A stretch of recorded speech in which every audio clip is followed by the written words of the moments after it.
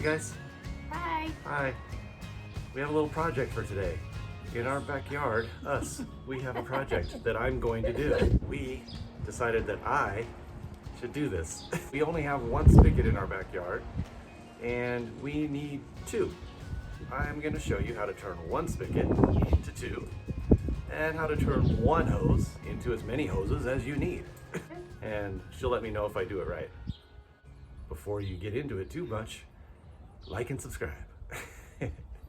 Please. Okay. And let's go.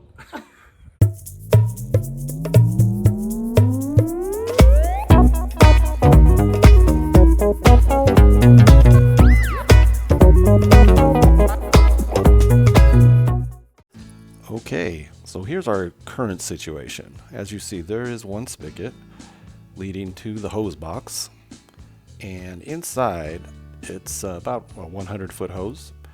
And I always recommend when you buy a hose, buy the longest hose they have, because as you're going to see, you can turn that into as many hoses as you need. 250-foot, 160, 140. Right now I have this going up to the front of the house, and there's a security sprinkler up there, which is also very awesome, and I will make a video on that one too. We had some issues with critters coming to visit us at night, and so we put this security sprinkler up in the front yard. It works great. So for this project, you're going to need a splitter valve and some hose attachments. Depending how many hoses you're making is how many attachments you're going to get. So just plan ahead. So the first step is to remove the existing hose from the spigot, and that's quite basic and simple. Okay, and then the next simple step is going to be to take our splitter, and we'll just put that right on the spigot, and voila, one spigot becomes two. Yes, it is that simple, and I know that's not really a home improvement per se, because it's not permanent. You can take it with you wherever you go, but it does come in handy, and it's important, especially if you have multiple items that are going to need a constant supply of water, if not just an occasional supply of water. So that sprinkler in the front yard needs a constant supply, and then we'll need the occasional supply to water our plants. So once that spigot's on, now you can go ahead and measure just exactly how much hose you're going to need. Always good to give a little extra, of course. You can always cut more off if it's really long, but better to have too much slack than to come up short. And I use a razor. You can use whatever you want to use to cut the hose with, whatever you have that's handy. If you have some really strong scissors, go ahead and use those. For the spigot attachment, you want to use the female end. Now, I got two female ends because clearly I have two spigots now. So I go ahead and attach the female end to the permanent hose, which may or may not be permanent. I might put some PVC pipe in at a later date, but I'm still testing out the sprinkler to make sure it is something I want permanent. Alright, so you just place the female end on the hose and tighten down the screws. Get them real tight, as tight as you possibly can. You're not going to break it, you're not going to hurt it, and if you don't get it tight enough, there's a bigger chance for leaks, of course. So just ratchet that down as tight as you can, and once it's firmly in place, you can go ahead and put the hose on the end of the spigot, just like any other time you would do that. And we'll go ahead and make sure the open side is closed, and then we will open the valve on the side we just attached, and once that's open, we can turn on the water and we'll just test it and see, make sure our hose attachment is on there just fine and that it can hold the water pressure. As you can see, when the water goes in, the hose expands, so water's going through it, holding in the pressure, and no leaks so far. So we're going to call that one a success. And now just move that hose out of the way.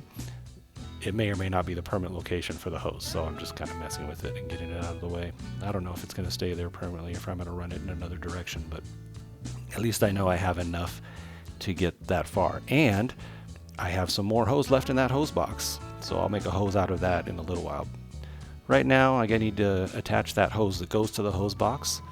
So I'm gonna measure this one too, because it also has a little bit of an excess hose, and I really just don't need all that extra hose laying around. There's no reason for that. So to tighten it up and make it look nice, I'm gonna give myself just enough. That box isn't going anywhere. That's its location. So give myself just enough space, and then I'm going to cut off the end. And obviously when I cut off that end, the threaded existing thread is going to come off as well. And it was already leaking anyway, so it had sprung a leak in the hose, so it was time for it to get replaced anyway. So now I take my other female end. I had 2 female ends and 1 male, and I'll be using that male end in a little while. And I go ahead and put that in the same way.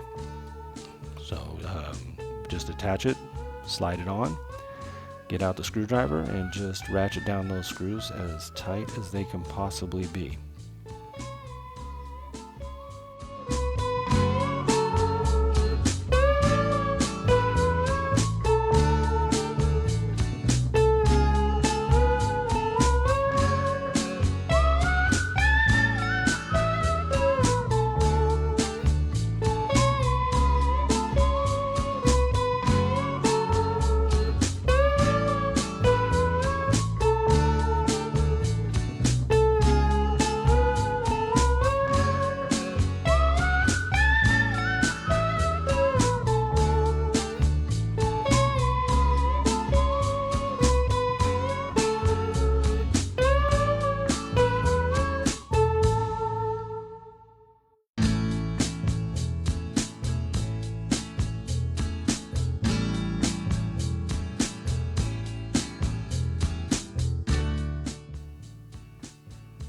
Alright, that looks good. Now I can put it on the spigot, and we have hoses going to both spigots.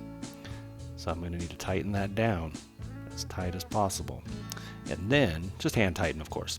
But then, I'm not going to turn the water on right now, because if you remember, I cut off the end of that other hose and there's nothing on the end of it. So before I turn the water on to test the pressure, I'm going to want to put the male end on what's left of that hose in the hose box.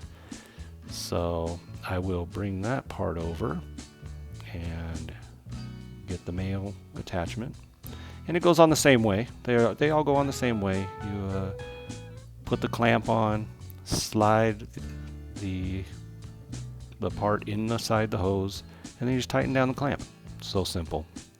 And you can do this as many times as you want.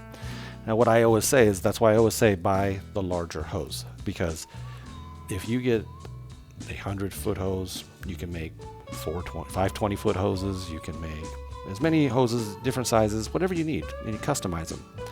And then if you buy a 20-foot hose or 2 50-foot hoses, you're kind of stuck with the size, and then you don't have that flexibility in your usage, and they're more expensive.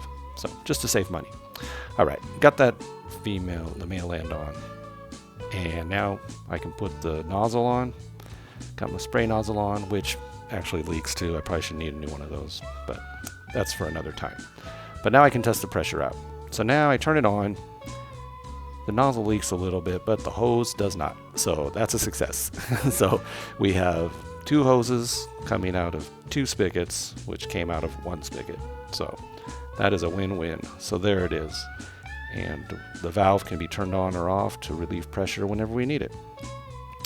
So there you go, 1 hose heading up to the front of the house, probably about a 40-foot hose, which means I have about 60 feet left in that hose box. And as you can see, 100 feet of hose didn't fit in that hose box all that well. It was kind of a struggle, not really built for that much hose, so 60 feet fits in there very nicely. And that should reach all the way from one end of the patio to the other. And that's what we needed. So now we can water all our plants without using the watering can. So makes our lives easier, makes the backyard look a little cleaner and neater. And there you have it. So I hope this was useful. If you have a yard, it might be useful for you. Even if you have a patio on a balcony, anything you can do to get the right size hose is very, very easy for you, and saves you a lot of time and a lot of money. Alright guys, that's the video. I hope you liked it, and if you have any other things you're not sure how to do, go ahead and ask. I might know how to do it.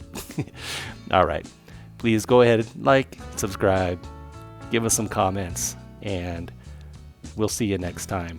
Thanks so much for watching. Stay healthy, stay safe. Much love.